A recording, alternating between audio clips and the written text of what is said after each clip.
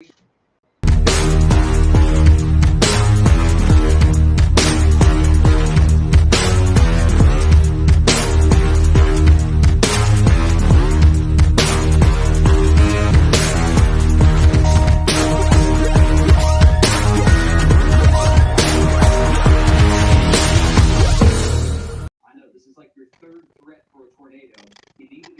afternoon. This is your host, Wayne Buckingham, with my co-host, Mr. Tim Ray. We want to welcome y'all back to another great day in Tennessee. I know my boy Tim Ray says it's got thunderstorms down there in South Carolina. How you doing, Tim? I'm doing great, Buck, but we had a real stormy day. They actually right around lunchtime, it was more than just a tornado warning. It was a take shelter warning. They actually had people on campus. They told them to kind of take cover. So fortunately, it was not. Tomorrow's the first day of school.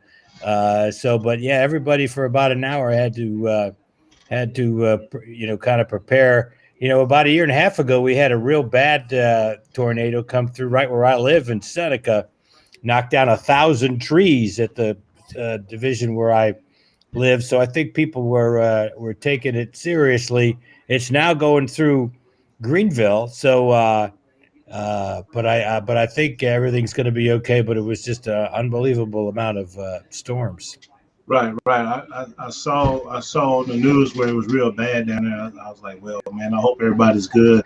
I talked to a couple of my friends up in Batesburg, Leesville, and they were telling me how bad it was. Because I do remember a couple of years ago, y'all had them tornadoes come through there, man. And they still rebuilding from that, I think, down there in Seneca. In some places in Seneca, they are, yes. There was one church that they're finally starting to rebuild right there on the main road on the Wells Highway. All right. Well, most definitely glad y'all safe down there, man. Glad we're still trying to have the show today. We kicking off our new season show and everything. And like we always do, man, we always going to cover Clemson first. We have one of our special guests coming on, Mr. LeVon Kirkland with us. We're going to bring him on, talk to him. But right now, Tim, we just want you to go around the horn, let us know what's going on in Clemson with the Clemson Tigers, and we got some great things coming up. I'd like to know. Well, of course, the Clemson football team has been in practice now for a couple of weeks. They did have a scrimmage on Saturday. We had some weather problems during that time. It was to be kind of the reunion cookout they have for former players.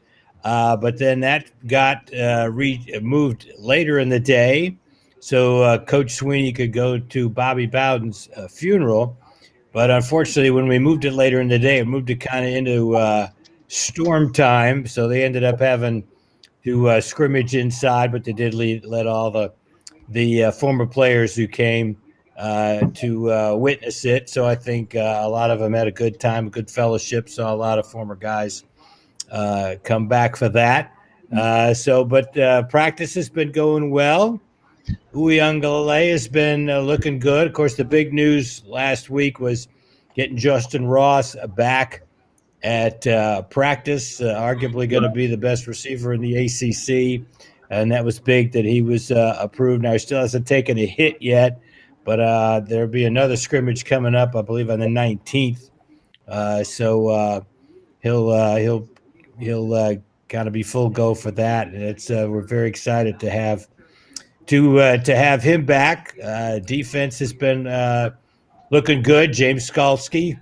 We have 9 starters back on defense, so that's going to be big. Of course, it's interesting to point out, though, Buck. A lot more schools than I thought have a lot of super seniors back this year. So this is going to be one of the more veteran years of college football that we've had. We've got 6 guys who are playing their 6th year.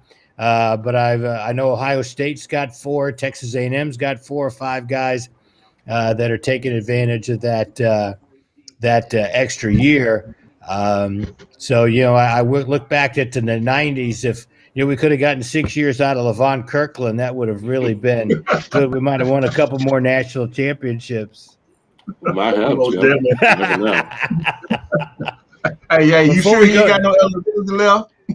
I'm positive I don't. I am positive I don't have any eligibility left.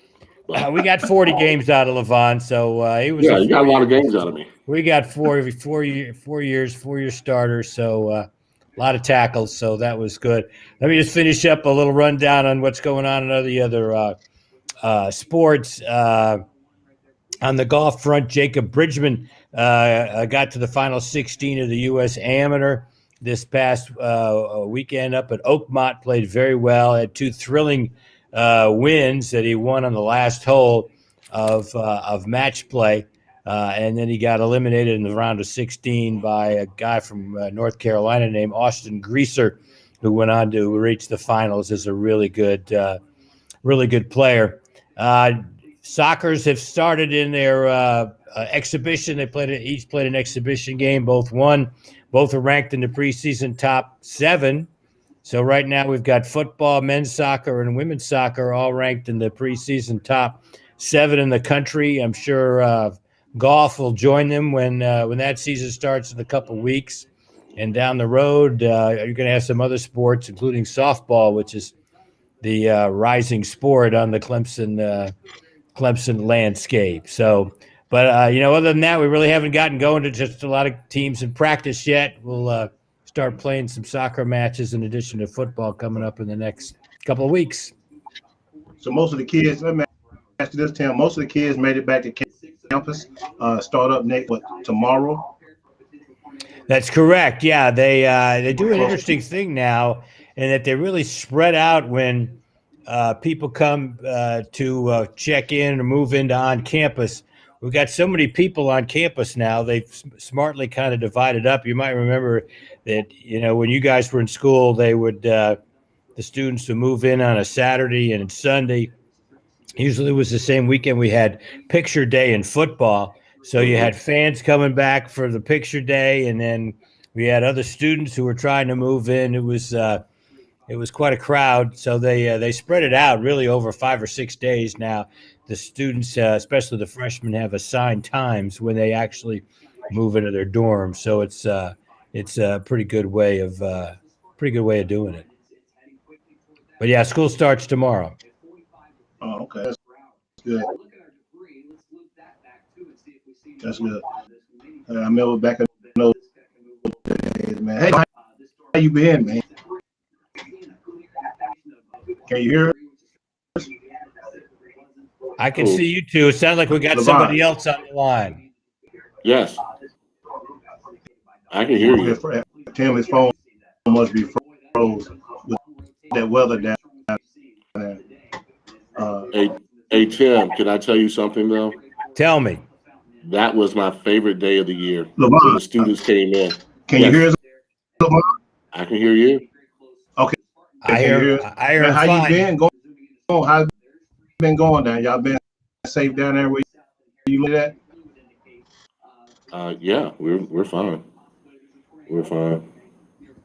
Yeah. So Levon, why was that your favorite day of the year? Because I know it was the end of 2-a-days.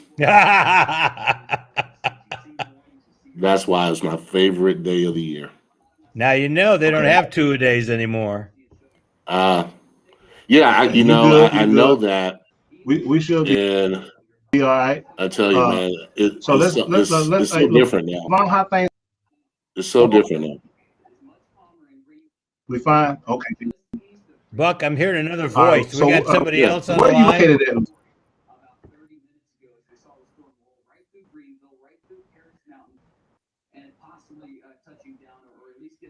I can hear Levon fine, but I'm not hearing Buck. I can hear Tim great. Yeah, I can hear you great too.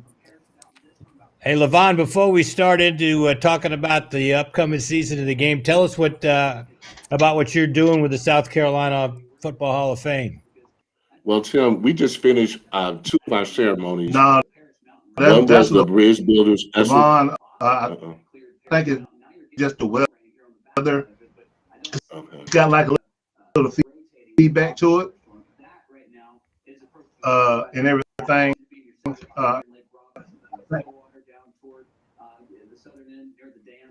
Buck, I don't know who was talking there when Levon was trying to talk. Well, go ahead. Y'all go ahead. Go. Okay, well, It's the six. Tim, Tim, I am with the South Carolina Football Hall of Fame, which you mentioned. We just finished doing our second Bridge Builders Excellence Award, which turned out really well. We had what we do is we give honor to a student athlete, football player who has a great GPA, over 3.2, does a lot of work in the community, and is a pretty good athlete. So we had our 10 nominees. Then we invited them to Greenville, and we awarded one of the guys. His name is Nehemiah Shivers, and we gave him that award. He's from Dillon. There's So nobody we else did on that. the line. It's just us. I am also I'm doing a couple podcasts, and I'm going back to school to get my graduate degree, my master's degree. So that's a good bit I'm doing. I'm starting to do some of the speaking engagements, things of that nature. Just booked a speaking engagement. So yeah, it's been pretty busy for me.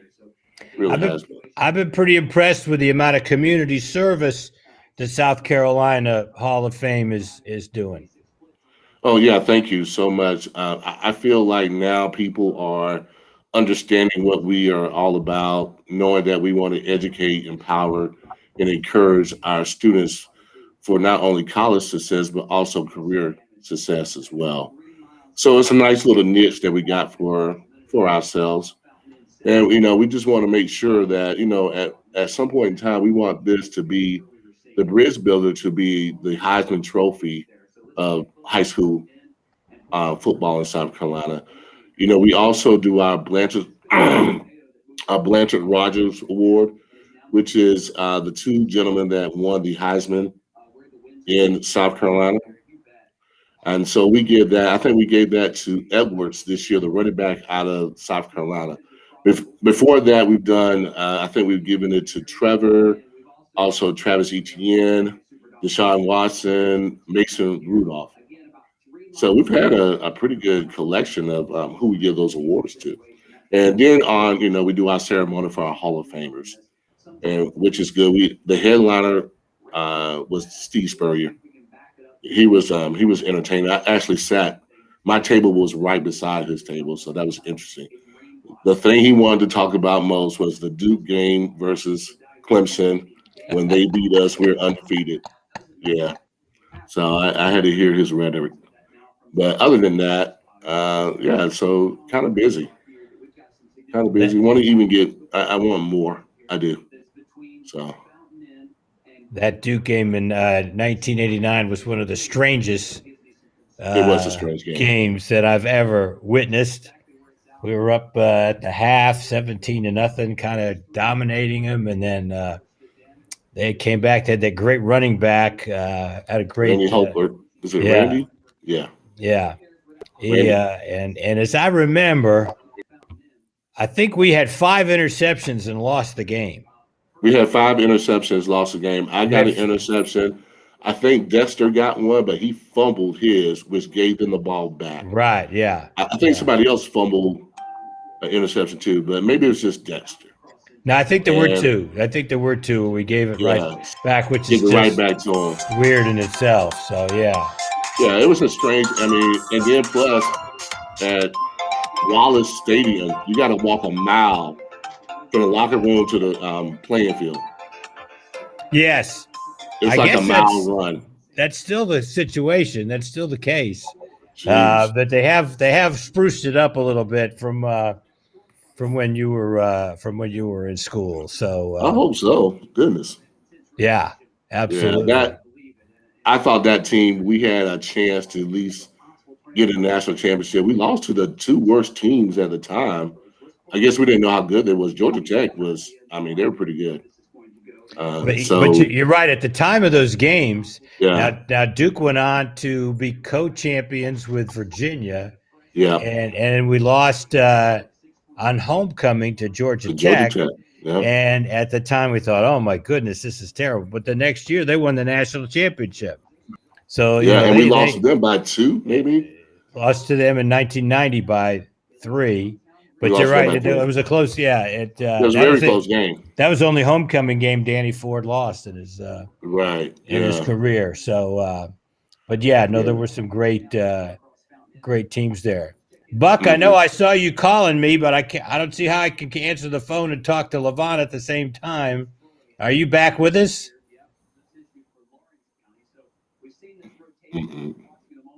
No, okay. Having trouble hearing you. So, well, I'll just continue with Levon. So, the first game is against Georgia, right? Whenever you have such an early season game like that, I know it's got to kind of get the guys more excited maybe than normal. Maybe I always thought it helped the preparation that you played a big game to start the season. I really think so. Your focus is better. You understand that this is not a pushover, because normally sometimes let's admit it, that the first game is really a warm up for the second game. So yeah, I think your focus is going to be a little better. I think the guys are going to understand how important it is that you're playing Georgia, who's ranked pretty high as well. So I imagine there'll be a lot of nerves out there. I imagine that the first couple of series will be maybe a little shaky, but as the game goes along, the guys should, they normally kind of, go in, they kind of like get adjusted to the game. So I think it's going to be a really good game. I really feel that way. Georgia has been one of the best teams in the country for the last 5 or 6 years. So they're no joke. I think they've been in the top 10 for at least the last 4 years. And, they're doing it. Coach Kirby's doing a great job with them, and we can't deny that. I don't think they're that great at quarterback. I think he had a nice little run, but it's a team that Clemson Tigers have to deal with, especially the offensive line, with what they got on the defensive line. That's going to be tough duty for them, especially because we don't have a center. Who is our center? And we're going against Jordan Davis, who is a mountain of a man. Yeah. So you're going to have to really double team that guy. I don't know how much you're going to be able to run inside against him. So it's going to be a challenge for the Tigers. But on the other hand, too, Clemson has a defense that's coming back that should be very solid. They got Justin Ross back, and anytime you have Justin Ross back, you have opportunity to take the top off the defense. So Justin Ross, with him and DJ, they're going to be a force. Go ahead, keep going. Yeah. So yeah, what do you think of that Clemson defensive line? In 2018, I thought that was going to be. That was an unbelievable defensive line that certainly ranks with the defensive lines that you played with when we had Brenson Buckner and Rob Bodine and Chester McLaughlin. I mean, that was an unbelievable. And then 2018, we had quite a group. Now this group's kind of young, just kind of getting into their stride. But I think you talked about the Georgia offensive line. Boy, I think that's going to be quite a battle. Georgia's offensive line against the Clemson defensive line. No question about that. Georgia is going to probably move some people. Probably their best player, they're going to move him inside. That's what the rumbling's been all about. Moving him from tackle to guard. So they must feel pretty confident in whoever they're going to bring in for tackle. I think that the Clemson D line has gotten better. I think last year they were pretty young. They weren't able to develop. I think because of COVID and the protocol that they had going on. But those guys, I'm gonna tell you the guy I really like the most is probably Tyler Davis. I think Tyler Davis brings something to the table. Reminds me a little bit of Jared Grady, a little bit. He does. He's a guy that can penetrate, make things happen. You hope with Breezy because he has the size, he has everything. Will he become a better technician? I think that's the thing with him because he's plenty of talent enough, and he can do some things off his talent, no question about that. But you need for him to be a little bit more disciplined in what he does. So I think the inside battle is going to be it's going to be a good battle. It really is. So we'll see with that. But I think that the D line, they're pretty good, and they're pretty loaded. And plus, you got XT that's back, Xavier Thomas. And Xavier Thomas, I'm gonna tell you, even when he came on the scene his first year, I thought that he had the best get off, um, more so than anybody did. And you talking about you had Farrell, you had Brian, you had those guys. I thought his get off was amazing. And if he can show a little bit of what he did his freshman year, yeah, he's gonna be a tough one to handle. And like with anybody, you want great depth, and Clemson has great depth on their defensive line. So it should be interesting to see how they pan out this year. Yeah, I would think we have better depth than we had in 2018. Now we had four guys who made an All-American team over their career in 2018, and Thomas was a backup, but didn't think it was quite as deep as what it is now. I've seen Thomas, and people, because coaches kind of that can be quiet about injuries or whatever. Dabo's as open as anybody, but the COVID problems really hit Thomas last year. He went from having that to then he had a strep throat. He got out of shape because of it over the summer, and he never really got back to what his normal size is. But he's there now, and from what I hear and see in practice, he's got a chance to have a big season. What do you think about the linebacker position at Well, Clemson? I think the linebackers are pretty good.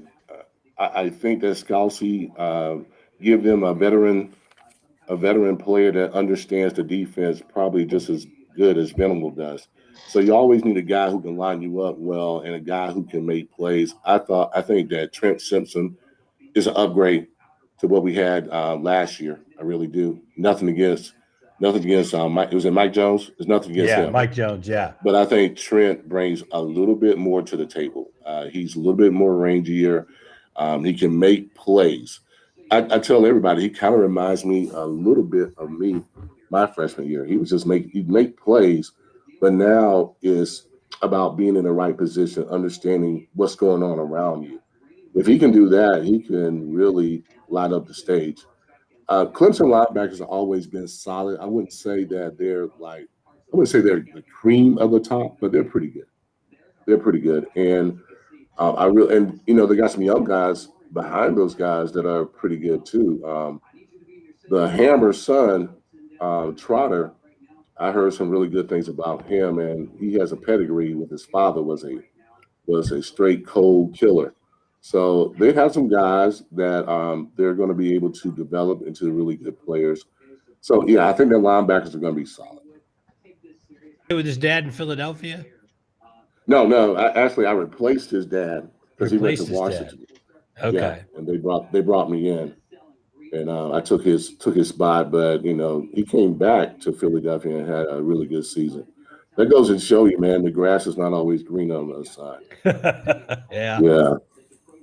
Know what you mean. Let's reflect a little bit on you played in this rivalry twice because we didn't play in your freshman and sophomore years, but then in your 90 and 91 we did, and the 90 game I remember at Clemson, that was a pretty dominant performance, Right. especially by the Clemson defense. Yeah, I don't know what it was with them, but they were pretty young. And I remember they tried to run a reverse on us, and back then you better run quick plays. You couldn't run like a slow developing play like the reverse, because we'll just sniff it out. And I think about 5 guys hit this guy when he got the ball, and it was downhill for them from that point. We were just older, just better than what they were, and we totally dominated them.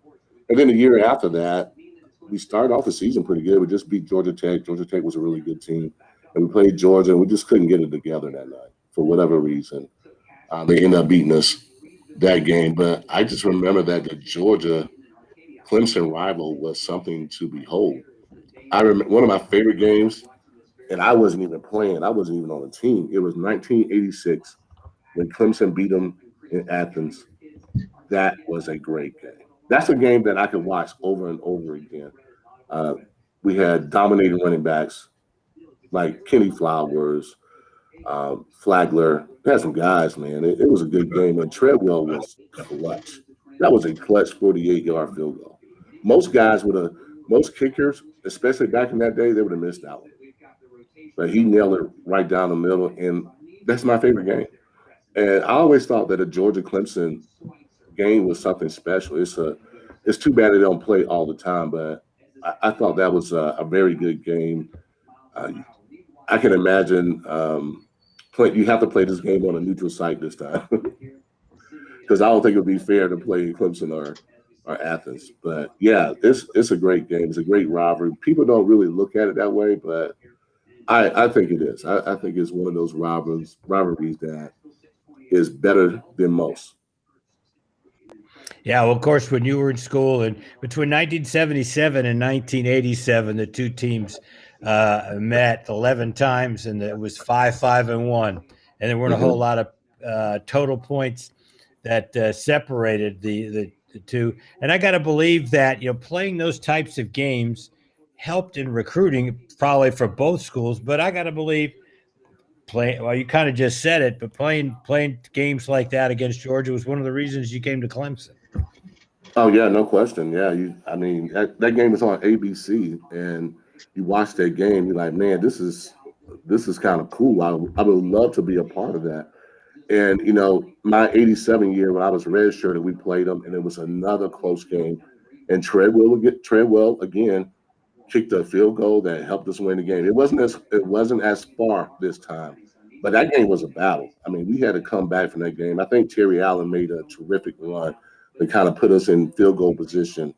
But I was wearing my t-shirts and shorts during that time because I wasn't playing. But I knew that, God, I would love to be a part of this game, and I ended up being a part of it. But yeah, as far as recruiting is concerned, you see a game like that, and you're like, okay, yeah, I wouldn't mind playing for the Clemson Tigers.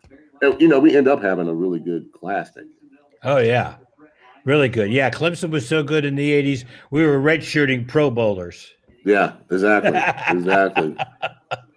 tell you, I had to develop a little bit too. Yeah, I know. Yeah, you were just a skinny little lad when you. Yeah. Came in. I got to tell you one great trivia fact about that game in 1986 that you were watching. That when Treadwell made that kick, standing under the goalpost, watching it come through on his recruiting trip to Georgia, was future Clemson All-American Chris Gardocki. Mm-hmm. He was actually standing underneath the goalpost when that kick went through, which is pretty amazing. And he went on to become a great player, as you know. Buck, are you back in business there? Can you hear us? No, we still don't get Buck. Okay, no. He's still running the show though, so we'll we'll continue. We'll continue on.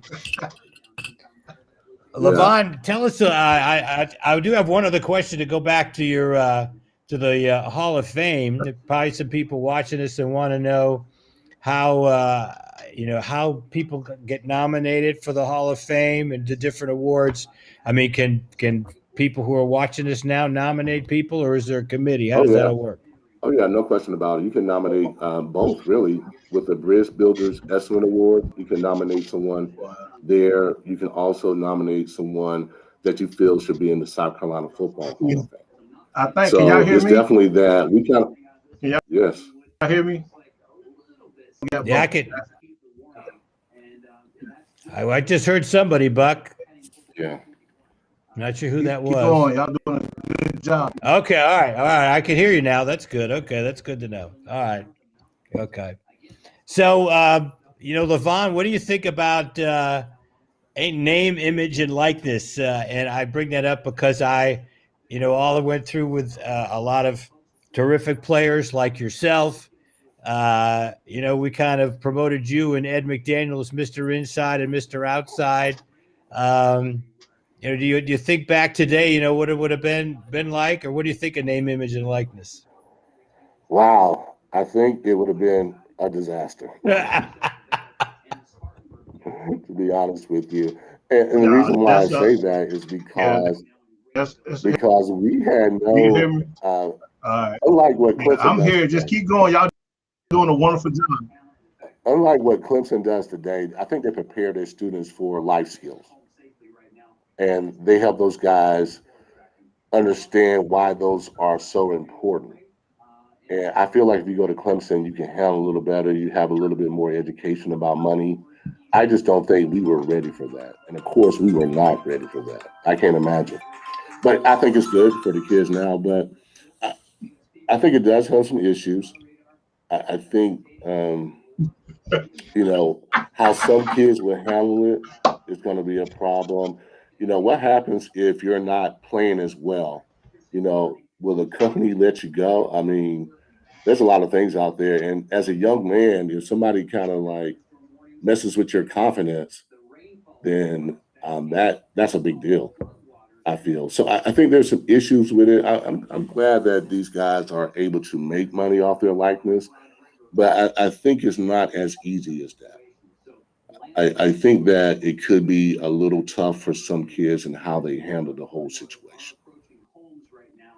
Yeah, I know. We see guys and we think about them in the NFL and their immaturity, but these guys who are freshmen and sophomores, it's I don't know. I worry about how it's going to be more of a challenge. Let's put it this way for the coaches. I mean, Dabo's got a great great group and a great locker room, but obviously. It's going to be a little bit tougher. I do worry about like Yui Ungalale's already got two big contracts. He's going to be on Dr. Pepper commercials. Hmm. That I don't know. That worries me a bit. Yeah, because now you may have to put. I mean, I think you put more pressure because not only are not only do you have to live up to expectations as far as the team is concerned.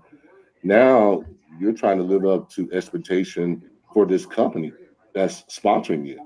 So I think it's double pressure, and you wonder, can these guys handle that pressure? Yeah, I kind of worry about it from the tax standpoint. I mean, of course, the guys are going to have somebody who's going to handle all that, but still, it's just can be another. I mean, can you think about worrying about your taxes when you were a sophomore in college? I can't imagine worrying about taxes back then. I was just worried about getting to class on time Right. and Yes. juggling practice and schoolwork. So I can imagine I put something else on my plate.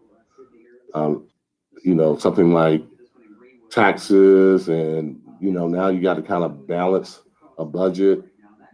Yeah, I think it adds a little bit more pressure. I think Clemson is lucky because they have a culture that really helps a young man out.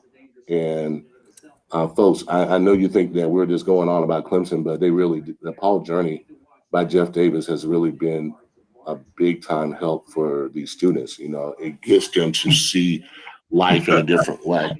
So I think that, yeah, I think there will be some issues. I will be.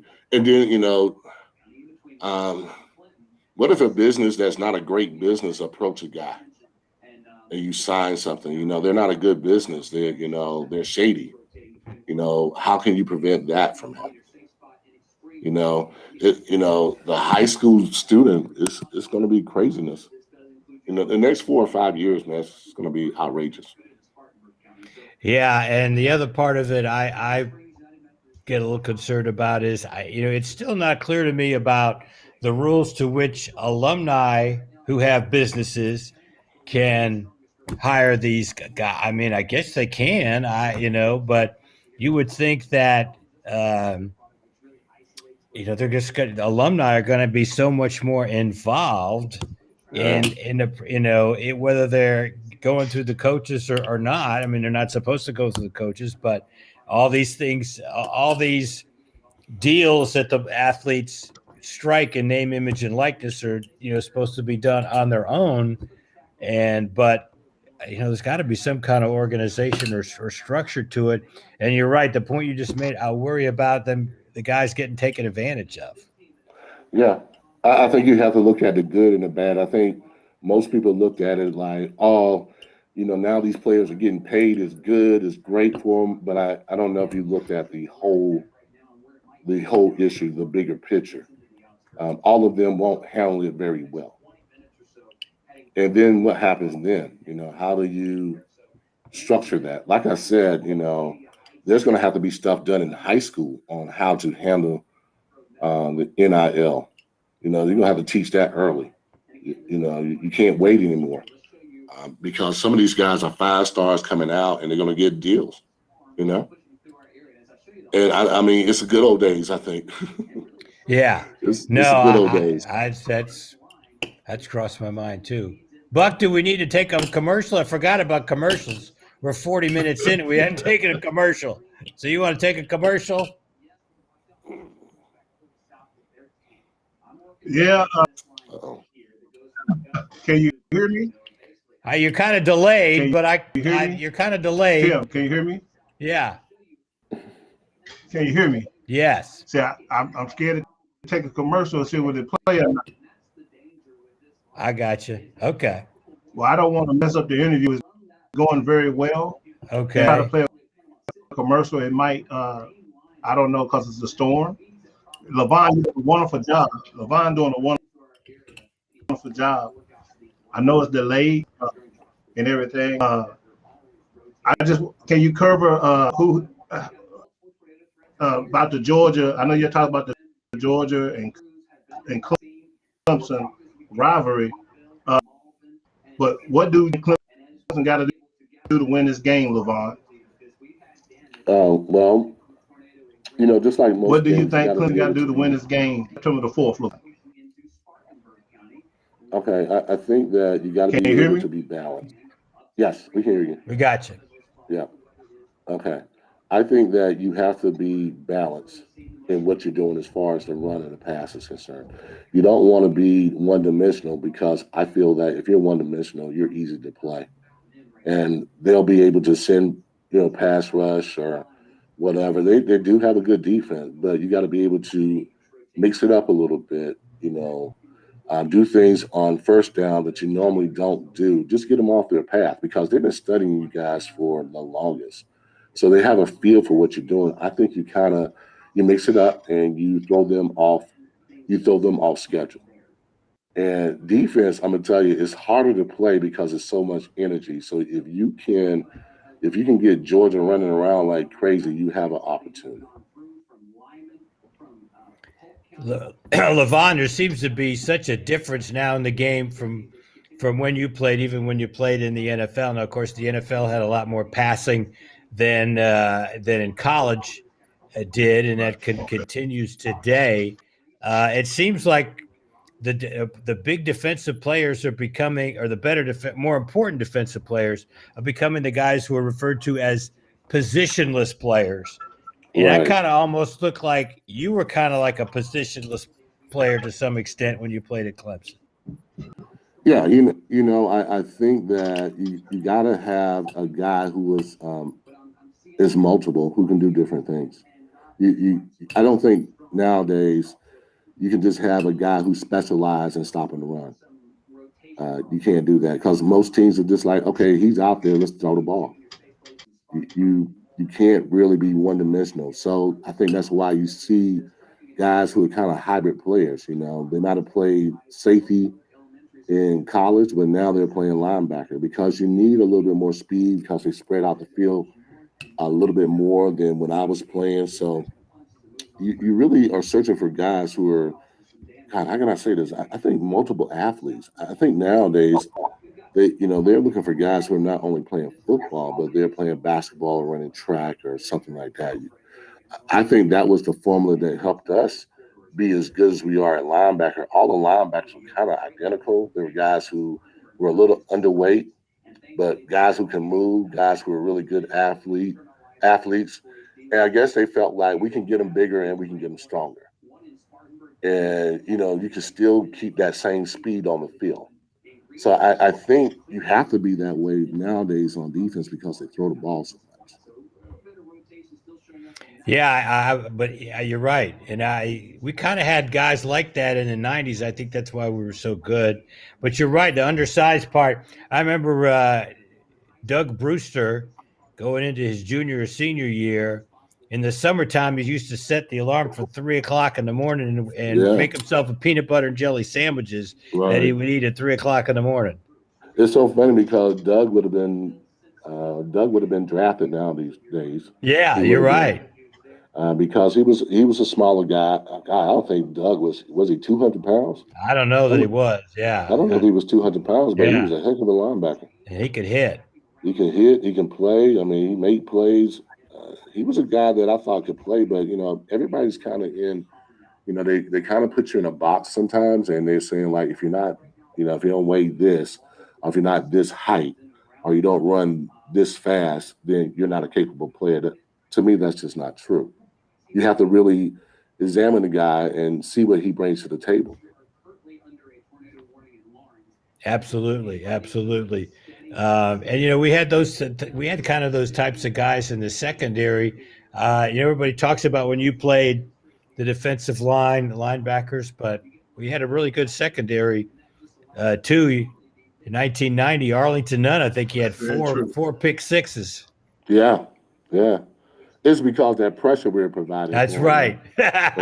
and that quarterback is trying to get rid of that ball, and it was thrown to Arlington so much. you know, he got a lot of picks, and Dexter did too. Dexter had a lot of picks that year. Yeah, So yeah, I think that we were before our time with the athletes that we had up front. We had Chester McLaughlin ran like a 4.8 in the 40s. So we had some athletes, some guys who can really go. And the linebackers were like, the outside backers were like 4.6, 4.5 guys. I mean, and you don't want to run a sweep on those guys. no, Yeah. no. I tell you Yeah, some that teams did it. Some teams did it anyway. either defensive ends, outside linebackers, whatever you want to call what you guys were. That's still the greatest quartet of guys that we've had, and I know you guys really took pride in what the unit was able to accomplish. No question about it. In practice, even the second string guys were really pretty good. I played in front of a guy named Wayne Simmons, and Wayne Simmons was a heck of a player. So I Became had to number always, 15 pick of the draft yeah, 2 years later. I had to 1 year really be later. on top of my game. But I always tell folks that we were really unselfish because there could have been a lot of jealousy in that room. It could have been, but we didn't see it that way. We all felt that we can make plays at any time. Doesn't really matter. And so that was also it too, not being a selfish group because most guys want to play more and impact their stats. For us, it was just dominating teams. No matter what time no matter when you get in there, you dominate and you have to make your plays when you make your plays. And when it's time to sit on the bench for a second, you have to do that. So I love that we were very unselfish and we really um, helped each other and we were like really brothers in there. And I tell people all the time, we could have had, I mean, between the four of us, I mean, really honestly, we could have had like 10 double digit sacks. We really could have, if we would have played, if we had been on any other team, we probably would have got that. But it was good because we had depth and you got an opportunity to take take a breath and then go back out there with a lot of energy. And as I said before, defense is a lot of energy, and we were able to create that energy every single time. First team in Clemson history to lead the nation in total defense, and then 1991, your senior year, led the nation in rushing defense. So it really was quite a dominant group. Right. Let's talk a little bit about before I let you go. Let's talk a little bit about your the pro career. You get drafted by Pittsburgh, and I always thought to me that was a perfect team for you to go to. It really was. That was the organization that really interviewed me a great deal. They flew me up there. I think Dallas did as well. I think probably the thing with me is I was a tweener. I played outside linebacker, never really played inside, but I talked to Art Shell, and he was at the Senior Bowl when I was there. He was a head coach, and he was saying like, you were big and fast and quick, and we knew you could be a really good inside backer in the NFL. So I thought at first, I thought like, man, they're moving me inside, but I told myself just go to the ball. I didn't really know the instincts of inside backer. I was just like, go to the ball. And I ended up having a great practice that week. So, yeah, I mean, Pittsburgh really suited me. I liked the fact that they had a young coach coming in and that the culture was going to change a little bit. And it did. I mean, he came in and he kind of changed the culture. And it was good. It really was. Those first 6 or 7 years, man, we were on, winning teams, and we were able to do a lot. And even when we missed a lot of guys or guys wasn't on the team, we still were able to play very well and be competitive. So, yeah, I really like that. I really like that defense, and I definitely like the organization. Was it tough to leave the Steelers and go to a different team? Did you go Oh, to yeah. Philadelphia first or Seattle? I can't remember. It was Seattle first. Seattle. It was tough because you spend a lot of your professional career on one team, and you feel like you're a part of that team. And, you have the same mentality about it's your team, but in the NFL, it's more business now. And, maybe it's always been business. But, the guys back then, man, we lived and died for our teams, especially if you're on a team that you start off with, like I was, and I played for those guys for 9 years. I thought that maybe I would stay there until the end of my career, but that wasn't the case. And what you end up doing is you move along and you realize, there's different ways of doing things. When I went to Seattle, it was a different way of doing it. When I went to Philly, it was a different way of doing it. So I enjoyed my time. I'm actually glad that I got an opportunity to play for other teams.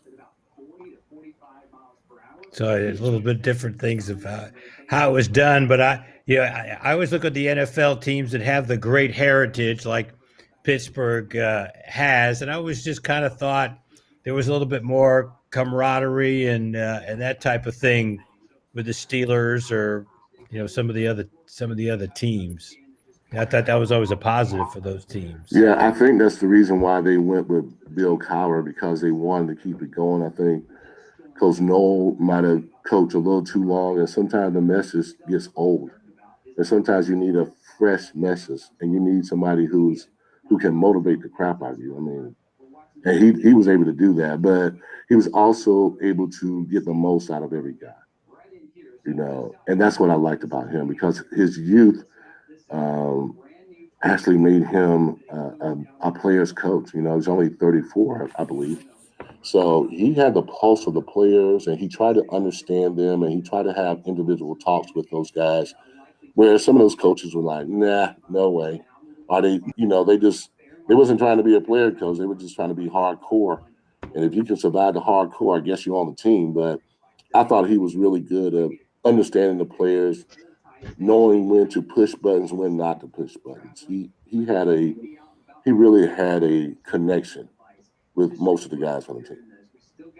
Yeah, the NFL, it's worked both ways. You've seen a lot of guys who could be player coaches, and you see a lot of guys who have been successful as kind of CEOs.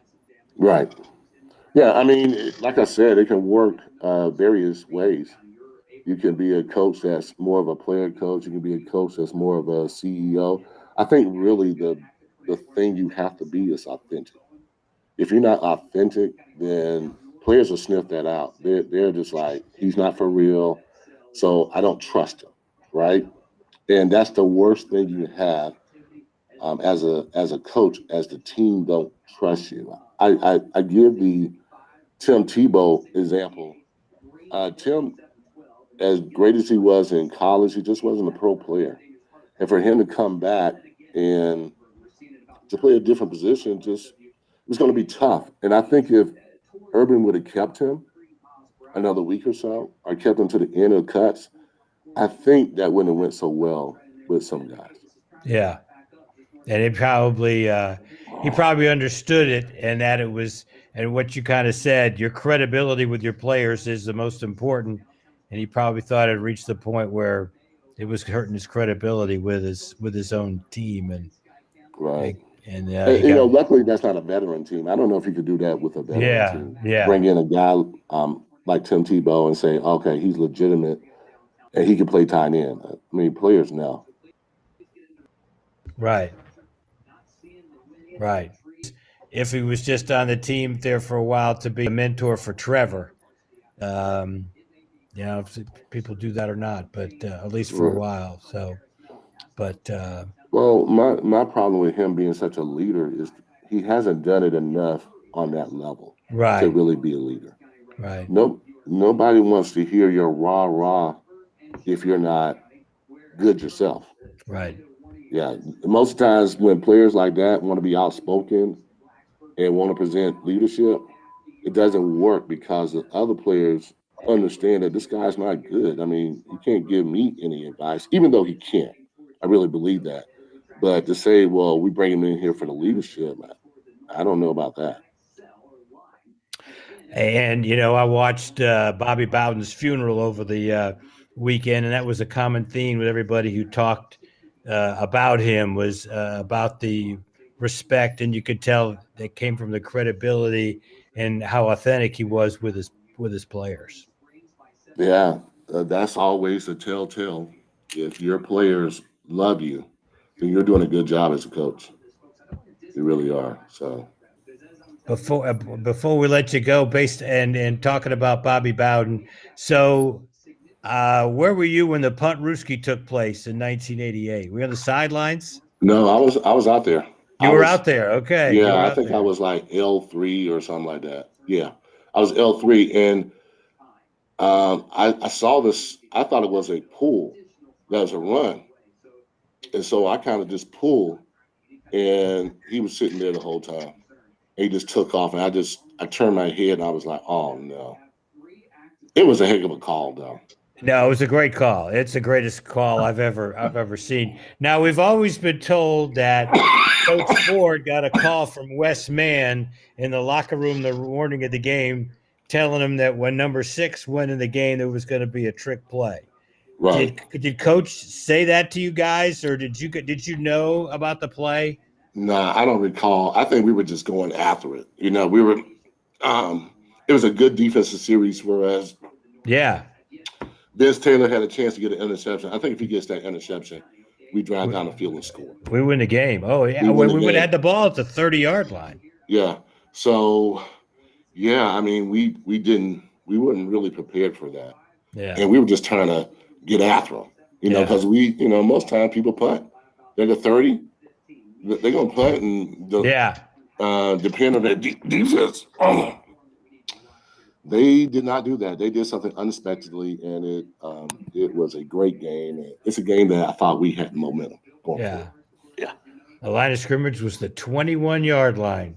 They Yeah. went for it on their own 21-yard line. And people forget they didn't score a touchdown in the play. Donnell Wolford tackled him Right. down at the 1-yard line. So, Yeah. We probably should have been in punt safe. Yeah. As you look back on it, you definitely should have been in punt safe. Yeah. Where any kind of trickeration would have been sniffed out. But we were going for the block, or trying to get on them and keep that momentum going. But that was a great play. It really was. Give him credit. It was a great play. Yeah. But the next year, we went down there and gave them a whooping. Yes, we did. Yeah. 28-7 at the half. Wayne Simmons 73-yard interception return, and Terry Allen a 73-yard run in the first half. That was one of the great performances by a Clemson team I can remember. Yeah, it was special. It really was. So, yeah, I just had a feeling we were going to beat them. I mean, the way they beat us, it really hurt as a player. Yeah. And it kind of took us out of contention as far as national championship is concerned. So for us to go there to their place, well, we wasn't really rated as high as we was the year before. But we came in there and we blew their doors off. Yeah. Really did. And then they never lost the rest of the season. Right. Yeah. Right. They ended up number 3 in the final AP poll. Well, Levon, it's been great having you with us. And we both look forward to that Clemson Georgia game coming up and the rest of that season. Congratulations all you're doing with the South Carolina Football Hall of Fame and all your other projects, and good luck in grad school too. That's great. I always tell people nobody ever made a mistake getting a master's degree. No, never. Yeah, this is it's been really eye-opening to me. Sorry about the cough, but it's really been eye-opener. to me being able to really to open my mind up to the different possibilities. And this is what this degree is doing for me. So that's great. yeah. All right, Buck, back to you. Hey, Levon, before you go, how can they get to your podcast? Man, we do have the Believe podcast, Clemson Football. So you can go on the Believe podcast. I think it's BLEAV. And then with Inside Blitz with Levon Kirkland, which is more of a sports and leadership podcast. You can reach us at our website, which is www.scfootball, spell all the way out, HOV.org. So if you ever want to give back to us, it's a good way to doing it. That's good. For donations, y'all have a number they can call for donations or anything? Oh man, we've been out of the office for so long. I don't even know the number. I don't have it by. I don't have it by on me, so I will get that number and make sure you call. So text me. Hey, text me that information. What I can do is go back and post it with the video with my podcast and make sure all the listeners can get it just to help you out and support what you got going on down in South Carolina for job. Great interview. I actually have a number that you can call. Thank you for interviewing Levon for me today, man. And it's always good to talk Clemson football and what's going around up in South Carolina. Go ahead. Okay, well, I do have the number here, Buck, that you can call. Go ahead. It's 864-722-3288. And the person who will answer the phone is Mike Foster.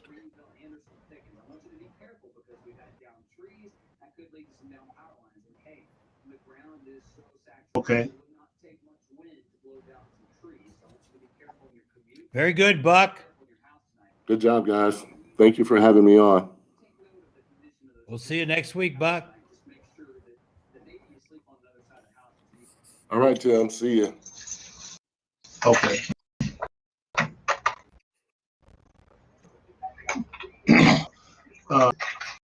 Make sure we got the number right there, and make sure you send me all that where I can put it on the my and everything. Appreciate you, Levon. See you next week, Tim. Appreciate y'all, and